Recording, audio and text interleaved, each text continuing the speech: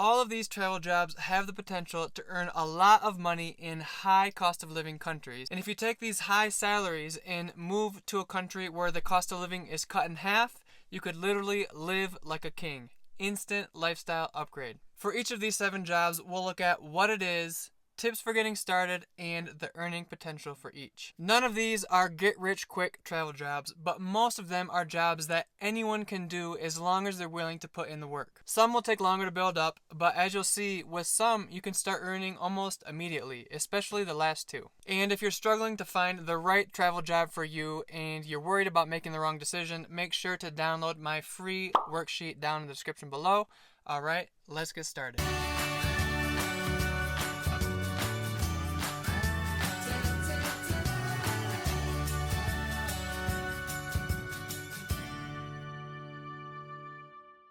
Alright, number 1 is a job that I've talked about a lot in this channel, and it's also a job that I've done myself, and that is called copywriting. Now, copywriting is one of the 2 main types of freelance writing. The other type of freelance writing is content writing, which is writing more educational type content and articles for different businesses online. Copywriting is a little bit different because you're mostly writing with the intention to sell things. So you're writing sales pages or emails that sell products or services, or different ads or sales brochures or those types of things. Since these types of writing are tied to a more tangible return on investment for your clients, it's easier to charge more, because if you write a sales letter, for example, that makes a company $100,000, it's not too far-fetched to try to charge a couple $1,000s for that ad. Now, over the past couple years, copywriting has started to get kind of a bad rap and almost a little bit scammy, because there's different gurus out there trying to make it sound like anyone can turn themselves into a copywriter in just a couple days and start earning tons of money. And the reality is that that's not true. You have to be a good writer. You have to be able to sell things in your writing in order for clients to pay you those big dollars. And that takes a lot of work and a lot of practice. And the best way to practice and sharpen your skills and learn all there is to learn about copywriting is to get yourself trained. My personal favorite course is called Copy Hour, and I'll link to that in the description below. But if you just want to get your toes wet and not pay for a course or official training, there are a bunch of different books that are either cheap or free that you can use to get started. One of them is called The Boron Letters, and that you can find for free online. Just Google it. Another one is called the Adweek Copywriting Handbook, and that is also super cheap. You can get that on Amazon. I'll link to that too. And both of those are good places to start. Experienced copywriters who can consistently get results for their clients often earn 6 figures or much more, depending on the results and the company they're working for. But if you're interested in copywriting, it's just a good idea to have realistic expectations and don't think you're going to become a 6-figure copywriter in a month or 2 months. Just like any other skill, you have to build your way up. You have to work your way up to the top. And it's a pretty flexible career that you can do from anywhere in the world. Copywriting and freelance writing has allowed me to work in some amazing places around the world, on remote islands, in the mountains, in this camper van where we are right now. And so I highly recommend it for anyone who enjoys writing. That said, if you want to be successful at copywriting or any of these jobs and travel at the same time, you have to be super productive. So I put together a work travel productivity cheat sheet, and you can pick that up for free down in the description below as well. Alright, the second high-paying job that allows you to travel is to become an agency owner. And now an agency owner is basically like a freelancer but on steroids. You can create an agency for a bunch of different digital services, whether that be copywriting or freelance writing or SEO, graphic design, video animation, anything that you can think of that different companies need to buy, you can create an agency. The difference between an agency and a freelancer is that when you're a freelancer, your income is tied to your time because you can only fit so many projects into each day. But when you run an agency, you outsource all of the work, and so really your income is only limited to the amount of deals that you can close, since all of the work you're outsourcing to other people. The secret to growing quickly when starting an agency is the service that you choose. You want to choose a service that requires long-term or ongoing work, because that means you don't have to keep landing clients over and over and over and over again, because each client will last a long time and you can just start stacking clients on top of each other. The easiest way to dip your toes into starting an agency is to do something called drop servicing.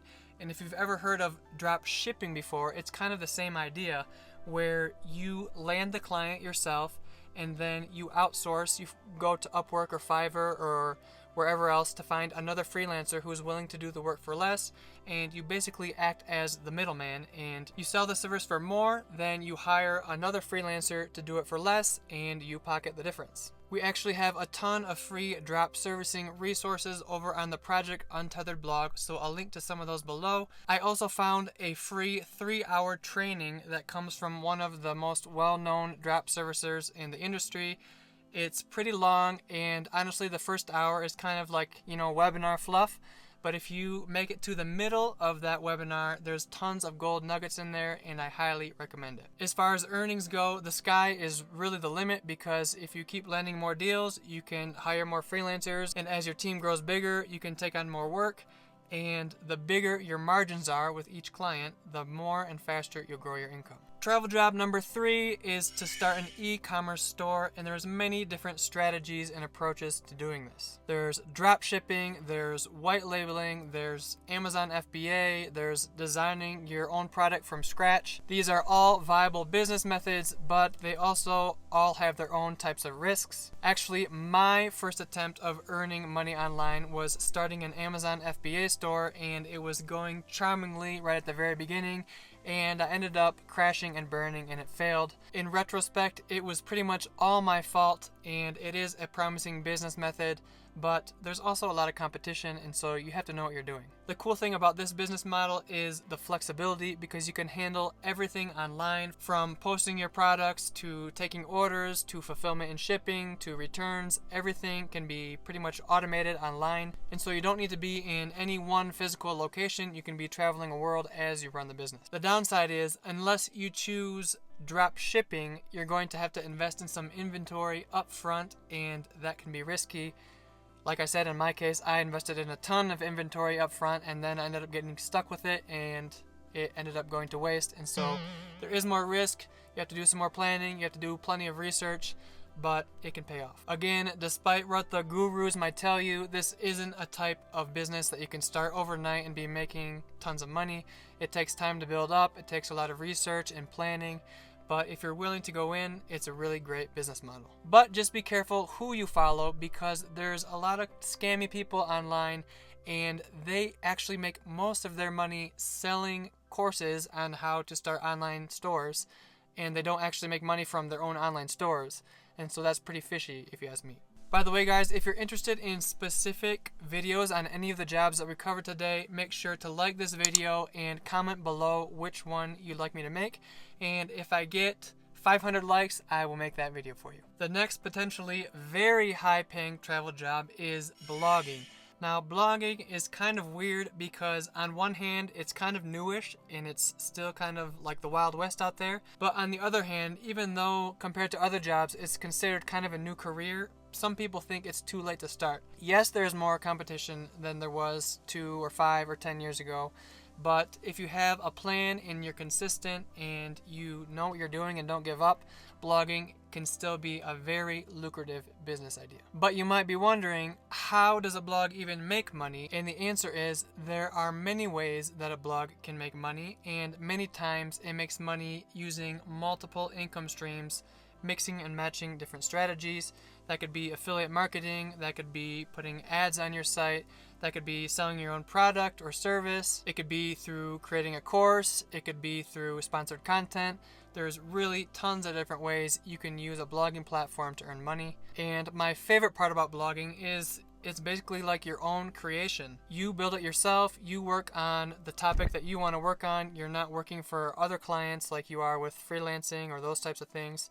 And it's just super satisfying to know that it's your project and you're the boss. But to become successful as a blogger, you really need to be dedicated and actually love what you're doing, because I guarantee you will pour a ton of blood, sweat, and tears into your blog, before you start seeing any money come in. I'm over the 2-year mark working hard on my blog, and I'm just starting to see things start to grow. But the cool thing about blogging is if you can make it past that first period of not seeing any growth whatsoever, and you finally start getting traction and getting off the ground, things can really start to snowball fast. There are even some bloggers like Michelle from Making Sense of Sense, or Pat Flynn from Smart Passive Income, or John Morrow from Smart Blogger, who make over 6 figures per month with their blogs. Now, this obviously isn't a realistic expectation to have for your own blog, but it just goes to show that the sky really is the limit. The hardest part is getting off the ground without giving up, and that really is true for any sort of content creation, whether you're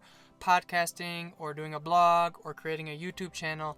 The hardest part is always getting off the ground without seeing any results at the very beginning. But if you're patient and consistent and keep working at it and don't give up, you can earn a lot and have a lot of freedom from blogging or any type of content creation. That said, since there is an extended period of time where you're not earning or seeing any results, I recommend investing in yourself and following a proven course or proven framework for whatever kind of content creation you want to do, because it will be very discouraging if you try to figure out everything out all by yourself and it takes forever and you give up. But if you follow a proven plan, you can get to your destination faster and you're more likely to succeed.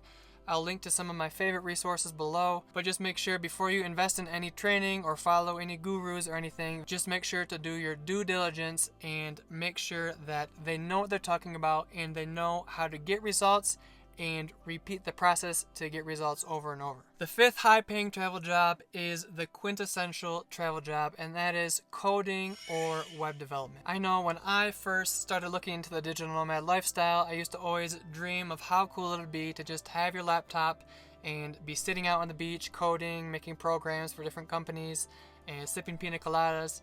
It's the dream for a lot of digital nomads. If I could go back in time, I would definitely change the major that I studied in college so I could have this skill and earn money this way. There are so many different opportunities when you know how to code and do web development. You can be a freelancer, you can work remotely for a company, or you can become an entrepreneur and start your own app or website that solves some type of problem. For example, when Diane and I were on our honeymoon in Dominican Republic, we met this coder who was living there who saw a problem, and that was that there was no way for the people who were staying in the hotels on the beach to order food from the restaurants that was in a different language.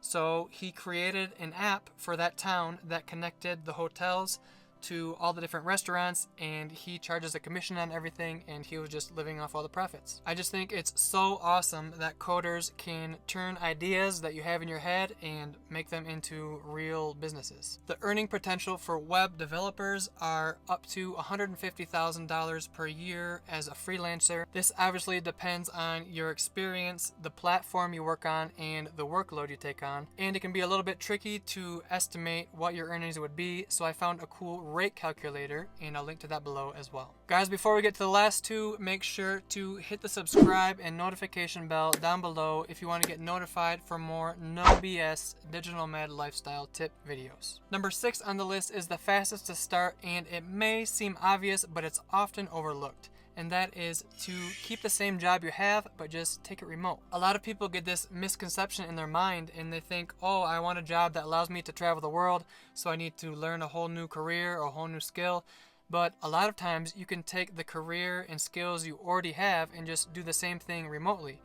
Whether that be for the company that you currently work with and just negotiating with that company, or if your company just isn't flexible, you could also find a similar job on a remote job site that lets you work from anywhere in the world. Obviously, some careers are better suited for this type of setup, and I'll get to some of the more lucrative ones in just a second, but many people believe that each year that passes by, it's going to get more and more normal for teams to work from anywhere in the world. Now, some popular careers that pay well and could be taken remotely are things like accounting, bookkeeping, telemedicine, law, legal consulting, or really any type of consulting. Now, obviously, some of these jobs require a ton of different training, but others are actually pretty quick to get started.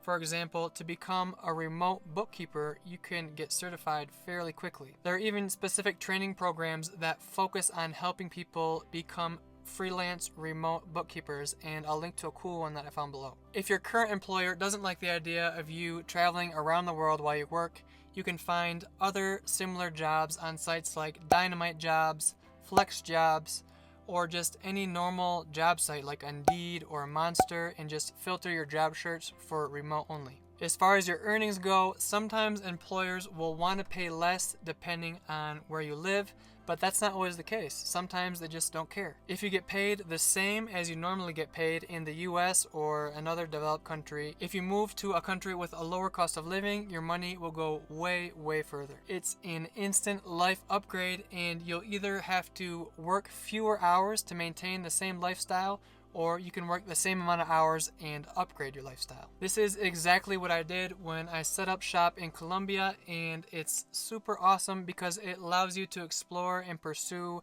passions and hobbies that normally back home you wouldn't have time for. Next up is to become a professional consultant. And now, most people don't realize that they have skills that other people are willing to pay to learn. Consulting doesn't necessarily have to be anything super technical like legal consulting or business consulting or marketing consulting or anything like that. Although the more value you can provide, obviously the more you'll be able to charge. A lot of times you can take experience that you've gotten from previous jobs that you've worked and flip that and turn that knowledge into consulting. If you don't have any past job experience that'll help you, your options are basically endless. It just might take a little bit longer to build up. Are you good at helping people with their life problems? You might be able to become a life coach. Are you good at exercise and training or health issues? You might be able to become a diet or fitness consultant or some kind of online personal trainer. We even met a van life friend who earned her living working as a holistic health consultant. All she did was took some different training courses and certifications, started landing clients and getting word of mouth referrals, and now she earns a living making a handful of phone consults each week as she travels around the US in her van. Earnings as a consultant can vary a ton, from $50 an hour to up to $5,000 an hour, and obviously the amount you charge coincides with the amount of value you can provide to your client. If the value you provide and the advice you give is worth more to the client or the business than what you're charging, the sky is really the limit. Guys, these have all been high-paying travel jobs, but they're not necessarily the quickest to start. If you want to see my list of the 5 easiest digital nomad jobs to start, make sure to check out this video next. Give me a like if you found this video valuable, and I'll see you in the next one.